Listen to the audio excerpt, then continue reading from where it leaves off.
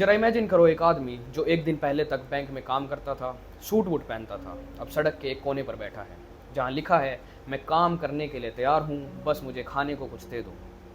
आसपास लोग भी वही हाल में हैं, कुछ अपने बच्चों को खाने के बिना संभाल रहे हैं, कुछ अपने पूरे घर को बर्बाद होते हुए देख रहे हैं।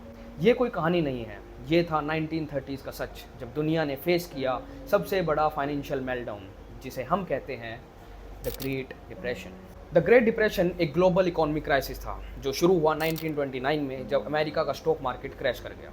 ये क्राइसिस लगभग एक डिकेड तक चला, 1929 से 1939 तक। इस दौरान दुनिया की जीडीपी यानी ग्रोस डोमेस्टिक प्रोडक्ट अप्रोक्सीमेटली 15% तक गिर गई, जब अमेरिका में अनएम्प्लॉयमेंट रेट 25% से भी ऊपर चला गया। बैंक बंद हो गए, लोग बेरोजगार हो गए और डिमांड कोलैप्स कर गई। ये डिप्रेशन सिर्फ फाइनेंशियल नहीं था, ये एक इमोशनल ट्रॉमा भी था जिसमें पूरे सिस्टम पर से लोगों का भरोसा उठ गया था। 1920s को अमेरिका में कहा जाता था the roaring 20s। Economy boom पे थी, लोग नए प्रोडक्ट्स खरीद रहे थे जैसे कार्स, रेडियोस एक्सेट्रा, और कंज्यूमरिज्म पीक पे था। मास प्रोडक्शन ने गुड्स को अफोर्डेबल बनाया, लेकिन डिमांड सप्लाई का बैलेंस बिगड़ रहा था। वक्त के साथ लोगों ने हैवीली इन्वेस्ट करना शुरू किया स्टॉक मार्केट में, बिना समझे, बिना एनालिसिस करे, बस स्पेक्यूलेशन के बेसिस पे। ये सब क्रिएट कर रहा था एक स्पेक्यूलेटिव बबल जिसमें एसेट प्राइसेस आर्टिफिशियली बढ़ते जा रहे थे। फिर आया वो दिन अक्टूबर 29, 1929, जिसे हम कहते हैं ब्लैक ट्यूसडे।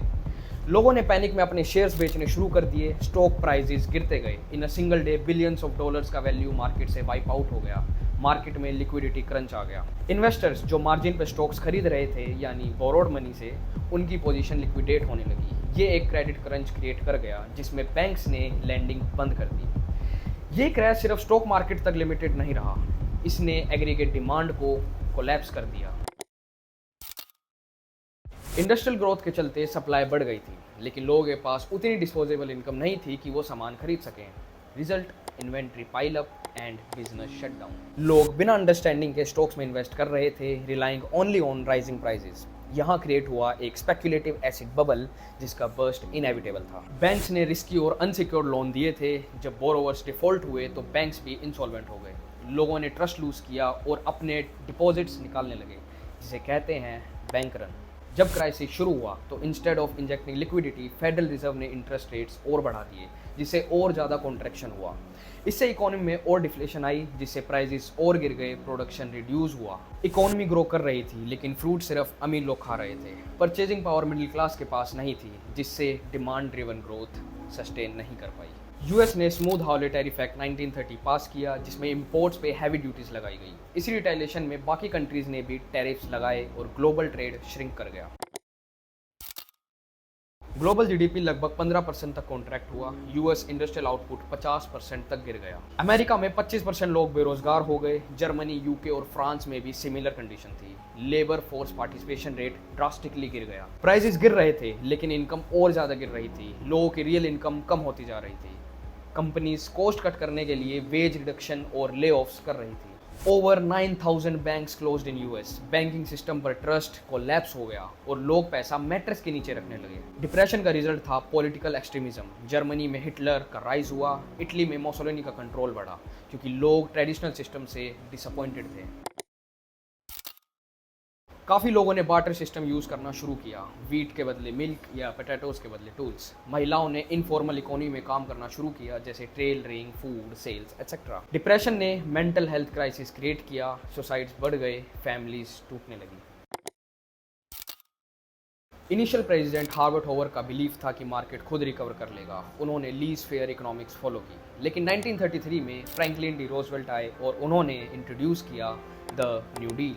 न्यू डील के की फीचर्स थे फाइनेंशियल पॉलिसी एक्सपेंशन। गवर्नमेंट ने large scale public work project शुरू किए जिससे एम्प्लॉयमेंट जनरेट हो।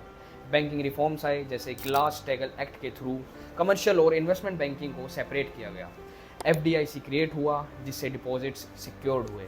Social security act 1935, old age pensions, unemployment benefit launch किए गए और एक वेलफेयर स्टेट का कॉन्सेप्ट शुरू हुआ।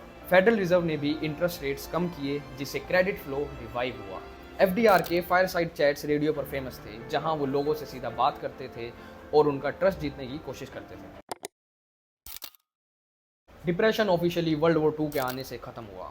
वॉर के दौरान मैसिव गवर्नमेंट स्पेंडिंग ने इकोनॉमी को अपलिफ्ट किया। मैन्युफैक्चरिंग, एम्प्लॉयमेंट और एक्सपोर्ट्स ने इकोनॉमिक इंजन को रिवाइव किया। इससे पता चलता है कि कभी कभी इकोनॉमिक क्राइसिस से निकलने के लिए एक्सपेंशनरी फिस्कल पॉलिसी ज़रूरी होती है। इंडिया ब्रिटिश रूल के अंडर था, तो अमेरिका और यूरोप जैसा डायरेक्ट इम्पैक्ट नहीं था, लेकिन इनडायरेक्ट ज़रूर था। ग्लोबल ट्रेड गिर गया, जिससे इंडियन एग्रीकल्चर एक्सपोर्ट जैसे कॉटन, जूट का डिमांड कोलैप्स हो गया। फार्मर्स के पास मार्केट एक्सेस नहीं था, लेकिन टैक्स और रेंट वैसे ही लग रहे थे।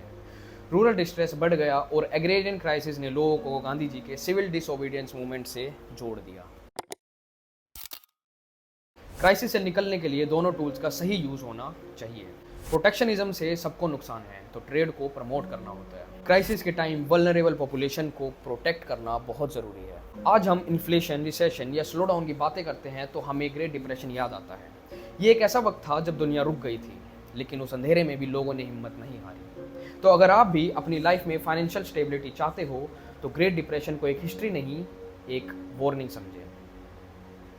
Thank you.